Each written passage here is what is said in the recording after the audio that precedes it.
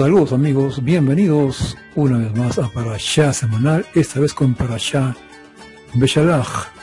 Se encuentra en el libro de Shemot 13-17 hasta el capítulo 17, verso 16. Veamos el resumen de esta Parashá.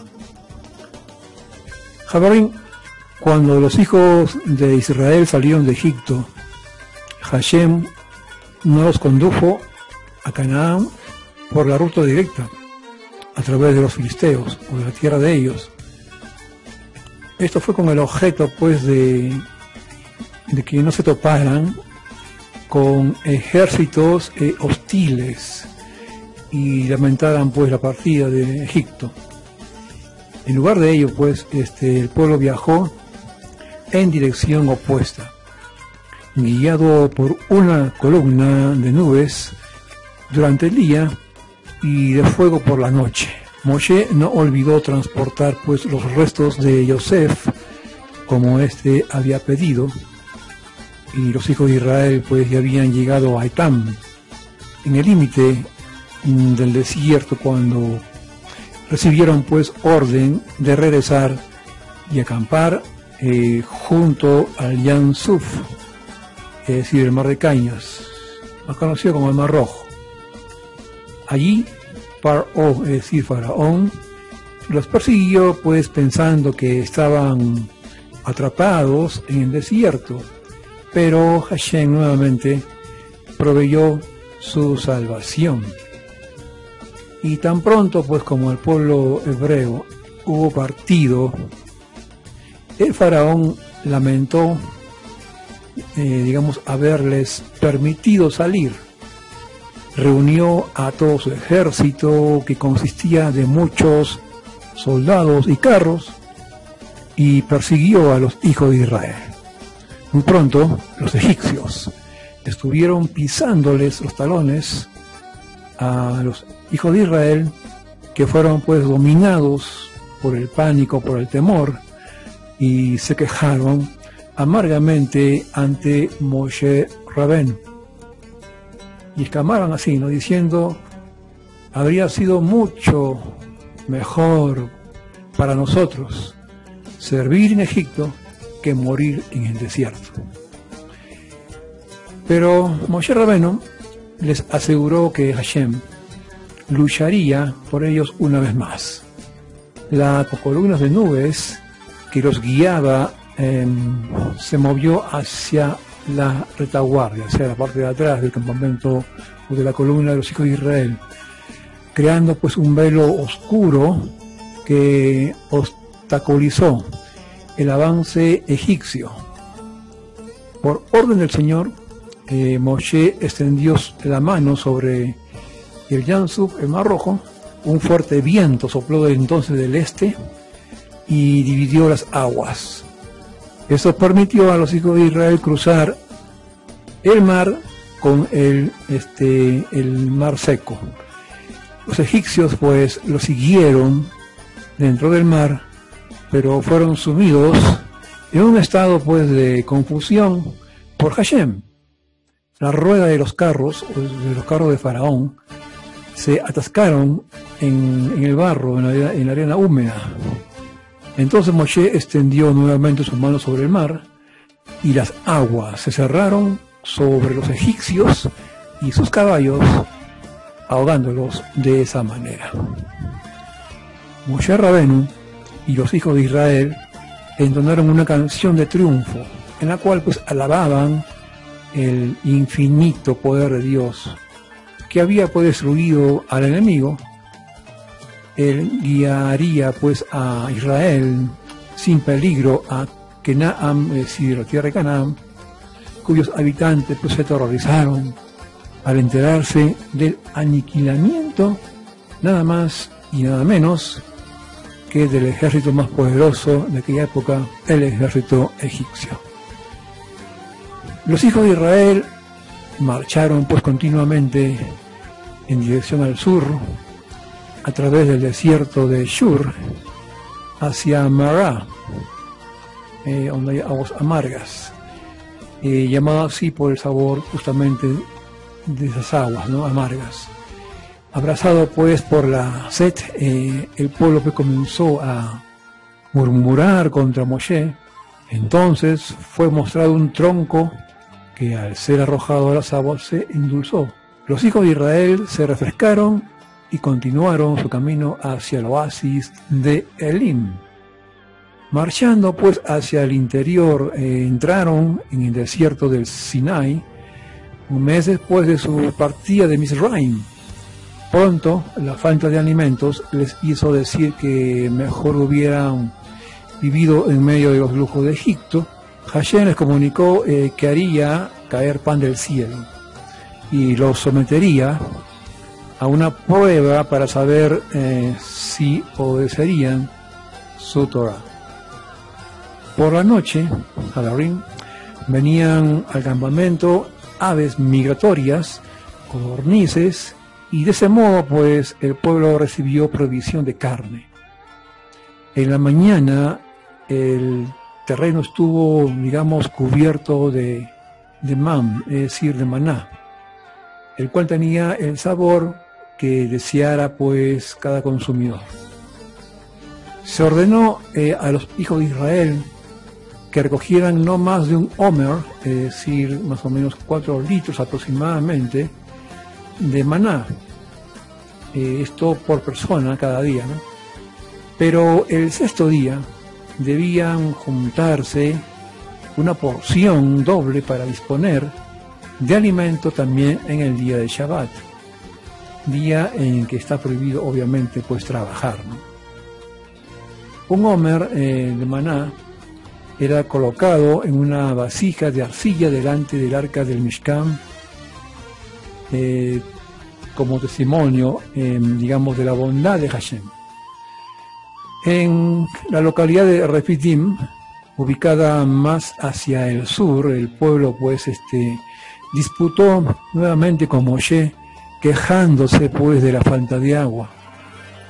Por orden divina, Moshe golpeó una roca en el cercano monte, en Joref, con el bastón que había utilizado en Mizraim, y brotó una corriente de agua que permitió a la gente beber a su voluntad. El lugar en que ocurrió este milagro fue llamado Masá Meribá. La tribu de Amalek atacó pues a los hijos de Israel en Refidim, y estos pues se defendieron bajo el mando de Yehoshua, es decir, Josué. Y en ese fragor de esa batalla, pues, Moshe Rabbeinu ascendió a la cima del collado llevando su bastón. Lo acompañaron, pues, a Aarón y Hur. Estos, pues, sostenían sus brazos cuando se cansaba, pues Israel solo vencía cuando Moshe Rabbeinu mantenía, pues, en alto las manos pidiendo a Hashem, ¿no? La batalla duró hasta la puesta del sol, y Amalek fue derrotado. Moshe Rabbeinu recibió pues orden de registrar este incidente e inculcar su importancia en Yehoshua, quien conduciría a los hijos de Israel hacia la tierra de Canaán. Por su traición, al atacar pues a Israel, la tribu de Amalek debía ser totalmente destruida y su recuerdo borrado de la faz de la tierra. Hasta aquí lo que sucede en esta parashá. Veamos ahora los comentarios de esta porción semanal. Los seres humanos, cuando experimentan, digamos, una nueva vida, suelen padecer una especie de nostalgia. O sea, añoran la vida anterior. Por un lado, muchas veces queremos cambiar, digamos, de trabajo, pero cuando por fin encontramos otro trabajo, abandonamos el primero. Solemos echar un vistazo, digamos, atrás, anhelando volver a lo anterior. Este tipo de reacciones están muy claras en nuestra parashá, apreciados amigos, donde el pueblo hebreo, luego de haberse liberado de Mizraim, comienza a expresarse con falta de emuná, falta de fe. Y esto lo demuestra con las quejas, de manera impaciente, a cada paso, con disconformidad. Y decían, pues no, que se los trajo al desierto para morir de sed y de hambre. Comienzan pues a extrañar la olla de carne en Misraim. Preguntan, ¿para qué nos sacaron de Egipto? Ojalá hubiéramos permanecido allá.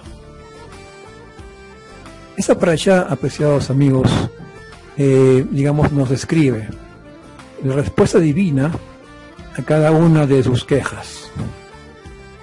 Nos cuenta pues del agua que salía de la roca, del pan que caía del cielo, de la carne que Hashem les dio a través de las codornices.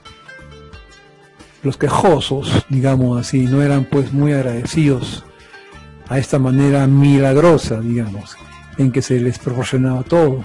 ¿Dios está dentro nuestro o no? ¿Vale la pena depositar nuestra confianza en Él? Esta es la esencia de esa parashá, apreciados amigos, donde sobresalen pues las reacciones contradictorias dentro de sus almas y las exteriorizan a través de las quejas. La Torá expone, digamos, todo lo acontecido para que aprendamos la lección, para que nosotros cambiemos. Nosotros no somos los jueces de nuestros antepasados. Lo que la Torá nos relata es para que saquemos conclusiones para nuestro bien. Este es el objetivo de la descripción de todo lo acontecido. Nuestra parashá comienza hablándonos del temor a la guerra. Hashem prefirió que fueran por un camino largo e indirecto, por si decidían pues retroceder por la guerra que podrían ver en el camino. Sin embargo, pues hemos visto pueblos amantes de la paz que combatieron con otros pueblos para conseguir independencia. Por otro lado, aquel pueblo que demuestra bajo espíritu, humillación y huye, nos muestra pues su baja autoestima. ¿Cómo puede ser que este es el estado espiritual del pueblo que demuestra en sus primeros pasos hacia la libertad, que prefiere pues huir antes de enfrentarse con el enemigo? Los exégetas, los estudiosos, nos plantean: a tan pocos días de la muerte de los primogénitos, ¿acaso no conocían el poder de Hashem? ¿No creían que Él podía llevarlos a combatir y a vencer en Kenaán? El Rambam, en su libro Moreh Nebuchim, es decir, la guía de los perplejos o la guía de los descarriados, nos dice y nos comenta al respecto: no es natural que aquel hombre que crece en medio de la esclavitud fabricando ladrillos, de repente se sienta libre. La liberación no se consigue de una sola vez, es decir, de la noche a la mañana. Tiene un recorrido, digamos, continuo. Es lo que nos dice el Rambam. Bien, el Rambam pues nos está manifestando que no es posible pues extirpar, digamos, ¿no?, la esclavitud de una forma repentina. Debemos liberar nuestra alma de lo que ya se acostumbró. Para esto se requiere un largo trayecto, un largo proceso, lento y con una dirección clara. Este era el asunto, digamos, de esta cuestión. Estaban viviendo en un laberinto, no sabían qué hacer. Aspiraban a una vida espiritual, pero tenían sueños de esclavos. Querían una vida de libertinaje y sentían nostalgia de volver a lo anterior. La generación de los que salieron de Misraim, es decir, de Egipto, no tuvo el mismo mérito de salir a una liberación completa. Tenían una chispa de esclavitud, en sus corazones. Solo podrían ser libres sus hijos, los que no vivieron la esclavitud, que no vivieron el exilio. Si nos dirigimos al Midrash Rabbah, esto ahí nos comenta que sensaciones sintieron después de que Dios partió el mar e ingresaron en él. Comentaban, en Egipto teníamos barro y aquí también tenemos barro. Javarín, hay corazones que aunque reciban lo más grande del mundo, siempre se van a quejar.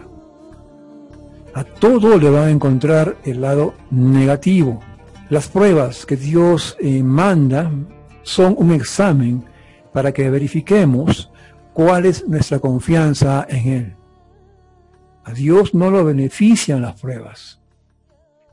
Solo a nosotros, Javarín. Cuando nos sentimos solos y desamparados, debemos tomar conciencia de que nos están probando para poder así desarrollar nuestra alma, es decir, que nuestra alma se eleve. Por otro lado, Javarín, los hijos de Israel, ya pues que salieron de Mizraim, ya cruzaron el Mar Rojo, o el Yam Suf, el Mar de Cañas, ahora están en el desierto. Dios les reconoce por muchas generaciones el mérito de la confianza íntegra y la bondad, es decir, el Gesed, que pues demostraron al seguirlo al desierto con sus esposas e hijos, sin saber de qué se iban a alimentar al día siguiente. Cuando salieron, ni siquiera tuvieron tiempo de prepararse provisiones para el camino, pues fueron literalmente echados de Mizraim a raíz de la plaga de los primogénitos. Las matzot, es decir, los panes sin levadura, que cocinaron apresuradamente al salir, aguantaron milagrosamente por un mes. Pasó un mes y ahí estaban, sin comida. ¿Qué se hace? El pueblo tiene hambre. No hay almacenes. No hay shopping tiendas para comprar. Tampoco minimarkets. Justamente en este desierto no hay eso. El pueblo pues se queja ante Moshe Rabenu. Querido amigo, aquel que siempre tuvo para comer y nunca se fue a dormir con hambre, posiblemente pueda llegar a saber lo que son los otros problemas de la vida, pero seguramente no podrá identificarse con el apremio que sintió la gente en ese terrible momento.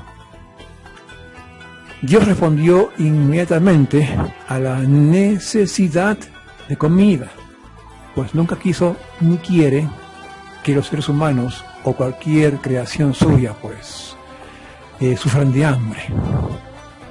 Pero no obstante, apreciados amigos, convirtió a la fuente de alimentación celestial del desierto en un elemento educativo, digamos así, pedagógico, que iba a trascender los años que el pueblo comió el maná. No por nada, en muchos sidurim figura el párrafo bíblico de este episodio a continuación de la tefilá matutina de la mañana, en los momentos cuando el judío pues sale del Knesset, es decir, de la sinagoga, para ganarse su pan, su sustento. Al dedicarnos a analizar los pormenores de la enseñanza del maná, la Torá nos ayudará a aprender la visión de la Torá en la adquisición de nuestro sustento, el pan de todos los días. Será aún más necesario aprender esta lección en una sociedad de consumo que con su publicidad crea nuevos hambres, ¿cierto? A diario. Por ejemplo, salió el último móvil, tengo que comprármelo porque si no, pues no estoy a la altura de la tecnología. Entonces eso genera un hambre. muchos de los cuales, pues, digamos, tampoco no podemos ni debemos intentar satisfacer. Aún pensando en lo más elemental, apreciados amigos, en la comida, educación, salud, ropa y vivienda, sentimos que no debemos tener la certeza de lograrlo, ni de manera simple, ni asegurarnos pues que nunca nos falte. Y eso crea en nosotros pues una sensación de desprotección, de fragilidad, de vulnerabilidad por los imponderables pues que hacen temblar hasta el más fuerte, ¿no? La carencia de estos elementos básicos. Apreciado amigo, tenéis que saber esto, que lo que estamos analizando no es nada nuevo. El campesino nunca tuvo la certeza que iba a llover sobre su campo, que su fruto no sería eliminado por langostas u otra plaga, o que el precio de los frutos justificaría la inversión, ni tampoco pues cambiaría hasta que Dios modifique las reglas de juego, si Él lo dispone, totalmente así. Y por eso pues es, digamos, necesario estudiar a fondo esta enseñanza del maná. ¿Cuánto tiempo debe invertir el judío al procurarse su pan frente a las demás obligaciones que tiene, como por ejemplo ir a rezar, ¿cierto? Fijar horarios diarios para el estudio de la Torá? ¿Cuánto es lo justo, lo necesario para vivir y cuánto lo excesivo? ¿Qué es lo que se llama un lujo y qué es lo lógico? Y si bien no terminaremos pues de dar una respuesta, digamos, universal, concreta, pues las necesidades reales pueden variar acorde a la época, el lugar y el entorno social en que uno vive. El maná sí nos debe mostrar un criterio que debiera iluminarlos en todas las situaciones. No por nada, Moshe Rabbeinu le ordenó a Aarón que tomara un frasco y lo llenara pues de maná para la posteridad, lo cual explica el sabio Rashi, Rabbi Shlomo Ishaki, el nombre completo, digamos. Pues el sabio Rashi se refiere a la generación del profeta Jeremías, de Meyahu, quien amonestó pues al pueblo por su falta de dedicación al estudio de la Torá. Cuando la gente, apreciados amigos, escúchelo bien, cuando la gente le respondió que el trabajo cotidiano les consumía todo el tiempo disponible, Jeremías se refirió al maná diciendo: miren ustedes, cuántos medios posee Dios para alimentarlos. El maná no fue guardado en cualquier lugar, sino precisamente junto a las tablas de la Torá, es decir, las tablas de la ley. ¿Y esto qué cosa quiere decir? Es como diciéndonos, pues, apreciados amigos, quien nos dio la Torá también nos provee los medios para obedecerla. También eso sí lo explican los sabios. El maná caía a diario, todos los días de la semana, salvo en Shabbat. El viernes, por otro lado, caía una ración doble por persona que les alcanzaría pues para cubrir las necesidades del Shabbat. Cada persona juntaba el maná a la mañana y la cosa no cambiaba si traía mucho o poco a casa, pues al medirlo había exactamente un omer, la medida individual de maná por persona. El maná debía ser consumido en el día, pues si alguien dejara de su maná pues para el día siguiente sin comerlo, este se se pudría, pues, ¿no? Y se llenaba, pues, de insectos. El sabor lo disponía, pues, el consumidor, según nos relata también el Midrash. Antes de morir, Moshe Rabbeinu le recuerda al pueblo que está por ingresar a la tierra de Israel el propósito y la lección del maná. Dice en Devarim capítulo 8: te dio el maná para que supieras que no por el pan en sí se mantiene el hombre, sino por todo aquello que emana de la boca de Dios, y decir, obedecer sus leyes. Por si llegaras a comer y estar satisfecho y construyeras buenas casas y las habitaras, y se enalteciera tu corazón y te olvidaras de tu Creador, quien te sacó de Egipto, te condujo por el desierto y te dio a comer el maná, para afligirte y para probarte para tu propio bien. Está en Deuteronomio o Devarim capítulo 8. Y sin duda, apreciados amigos, el aprendizaje del maná es eterno. Quienes vinieron al Nuevo Mundo para escapar de los pogroms, es decir, de la Segunda Guerra Mundial, vinieron a América,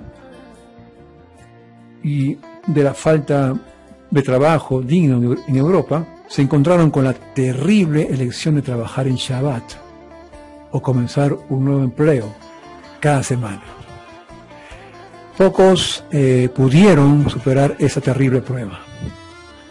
Y sin ir tan lejos, el comerciante de hoy, a quien le cuesta pues llegar a pagar el alquiler de su local, mes tras mes con el negocio pues cerrado en Shabbat, el día pues en que precisamente pues más clientela le traería, debe anteponer su emuná en Dios, semana tras semana, al bajar la cortina los viernes por la tarde.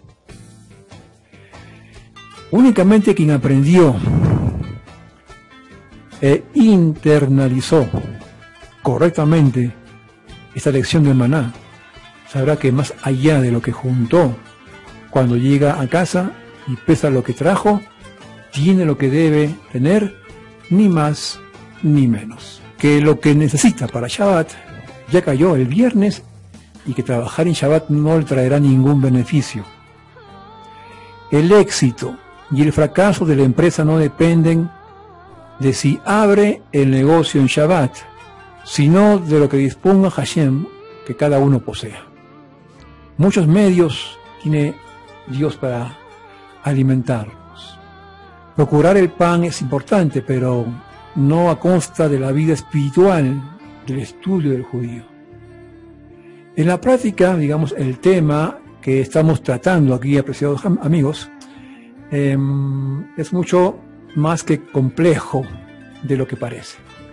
Y por lo tanto, pues dado que la situación de cada persona y cada familia son distintas una de la otra, uno debe aconsejar con una autoridad espiritual antes de tomar decisiones en lo que hace a los medios lógicos y legítimos y a la cantidad de tiempo a invertir en ganarse el pan.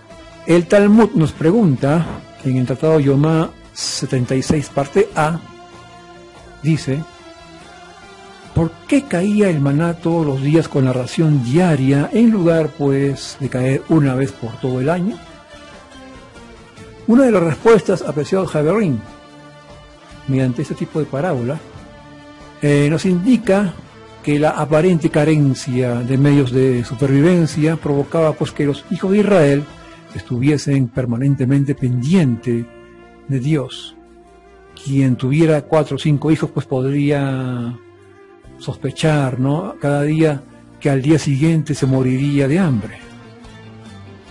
La posible falta de sustento en el futuro nos obliga a rezar todos los días por nuestro pan. ¿Habrá maná mañana? ¿Habrá pan mañana?